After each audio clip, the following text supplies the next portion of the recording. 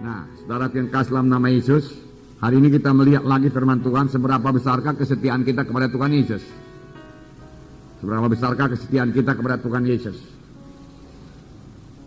Atau dengan mudah saja kita bisa menyangkal dia kalau memang ada ancaman misalnya perlakuan nyaya, saudara. Apakah kita dengan mudah saja menyangkal Yesus, ya? Atau mengikuti ilah-ilah yang lain, saudaraku. Kita membaca Keluaran 32 ayat 19 sampai 28. Nah, saudara, bangsa Israel membuat berhala dari anak lembu emas. Ini terjadi, saudaraku, hanya beberapa bulan saja setelah mereka keluar dari Mesir. Hanya beberapa bulan saja, beberapa waktu saja. Ya, setelah mereka bebas daripada perbudakan yang begitu menindas mereka. Mereka telah mengalami kuasa Tuhan yang sangat luar biasa. Mestinya mereka masih ingat bahwasanya Tuhan membebaskan mereka dengan penunjukan kuasa Tuhan, demonstrasi kuasa Tuhan yang sangat besar di tanah Mesir. Lalu mereka bebas, tetapi orang Mesir, Firaun mengejarnya dan sampai Laut Kulsum. Kuasa Tuhan nyata lagi. Tuhan membelah Laut Kulsum dan membiarkan bangsa Israel menyeberang. Bangsa Mesir mencoba mengejarnya dari belakang, tetapi dia tenggelam dalam laut karena Tuhan menutup laut tersebut. Semua mereka tiba di Gunung Sinai. Di Gunung Sinai Tuhan menyatakan kemuliaannya sehingga bangsa Israel gemetar ketakutan. Dan di Gunung Sinai Tuhan memberikan 10 hukum kepada bangsa Israel. Pada bangsa Israel. Nah, saudara, 10 hukum itu, saudaraku, ya, salah satu diantaranya Keluaran 20, saya bacakan kepada saudara. Ayat 2 mulai, Akulah Tuhan Allahmu yang membawa engkau keluar dari tanah Mesir, dari tempat perbudakan. Jangan ada padamu Allah lain di hadapanku. Janganlah membuat bagimu patung yang menyerupai apapun yang ada di langit di atas, atau yang ada di bumi di bawah, atau yang ada di dalam air di bawah bumi. Jangan sujud menyembah kepadanya, atau beribadah kepadanya, sebab aku Tuhan Allahmu adalah Allah yang cemburu, yang membalaskan kesalahan kepada kesalahan bapa kepada anak-anaknya, kepada keturunan yang ketiga dan keempat dari orang-orang yang membenci aku. Nah, jelas sekali firman Tuhan berkata di sini, jangan ada padamu Allah lain di hadapanku. Jangan buat patung, jangan sujud menyembah kepadanya, jangan beribadah kepadanya. Aku Tuhan yang cemburu. Aku akan membalas kejahatan bapa kepada anak-anaknya, kepada cucu-cucunya, sampai kepada keturunan keempat dari orang-orang yang membenci aku. Jadi Tuhan teraku, Tuhan yang tegas.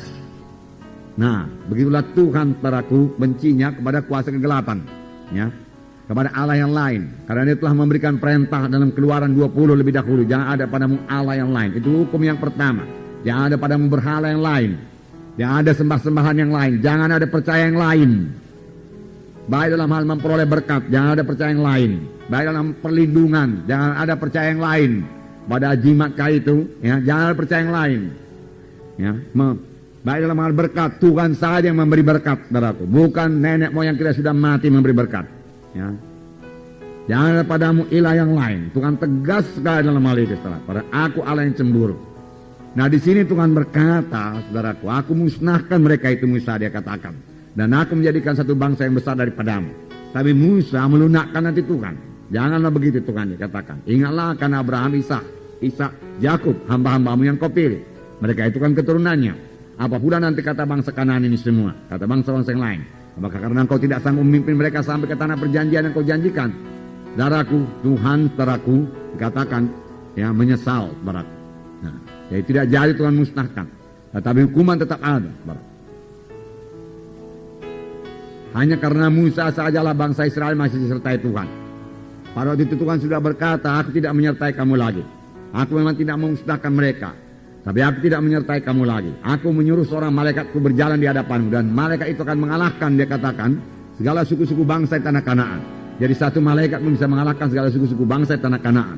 Luar biasa kuasa malaikat. Amin, saudara. Apalagi kuasa Tuhan.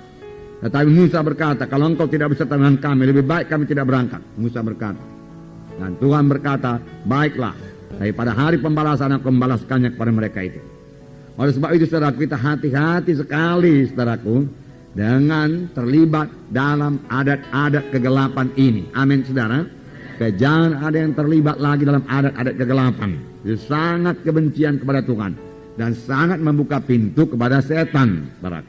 Dan kalau dibuka pintu kepada setan, setan selalu memanfaatkannya dengan sebaik-baiknya dan dengan secepat-cepatnya. Setan datang hanya untuk mencuri, membunuh, membinasakan. Ya, setan pembunuh, saudaraku, setan pembunuh. Nah, di sini tadi dikatakan, ya, kemudian Tuhan berkata kepada Musa, Musa turun, bangsa itu sudah menyembah berhala. Lalu Musa turun dari gunung. Di tengah jalan Joshua berkata, ada suara seperti sorak-sorak peperangan. Musa berkata, itu bukan sorak peperangan, tapi nyanyian bersaut-sautan. Dan ketika mereka dekat, kita sudah baca tadi, lalu Musa melihat anak lembu emas dan bangsa Israel berpesta pora. Ya, dengan segala nafsu kedagingannya di situ. Lalu Musa, saudaraku, begitu marah, saudaraku. Musa bukan tidak bisa mengendalikan kemarahannya, saudaraku. Musa tetap dikuasai oleh Tuhan, saudaraku. Hanya Musa sangat marah kepada dosa. Sangat marah kepada dosa. Kemarahan yang sangat suci. Ya, sangat marah kepada dosa itu. Heran juga, saudaraku, ya. Mereka secepat itu, saudaraku, berpaling daripada Tuhan. Beberapa waktu yang lalu mereka masih intim dengan Tuhan, memuji Tuhan, bersorak-sorai, Miriam menyanyi-nyanyi, saudaraku, ya. Kemudian, saudaraku, segera, saudaraku, menyembah berhala, saudaraku. Tuhan sangat marah, saudaraku. Itu sebabnya, saudaraku, ya. Di sini biarlah kita camkan sungguh-sungguh, hendaklah kamu kudus karena aku kudus, firman Tuhan berkata, ya. Biarlah kasih kita kepada Tuhan, ya. Kasih kita kepada kehendaknya, kasih kita kepada firman-Nya, kasih kita kepada kesuciannya, kepada kebenarannya, saudaraku, jauh melebihi kasih kita kepada saudara-saudara kita. Bahkan ada firman Tuhan berkata, jikalau seorang mengasihi bapaknya, ibunya lebih daripada aku, ia tidak layak menjadi pengikutku, Tuhan berkata. Tuhan Yesus harus menjadi nomor satu dalam hidup kita, saudaraku. Amin, saudara. Nah,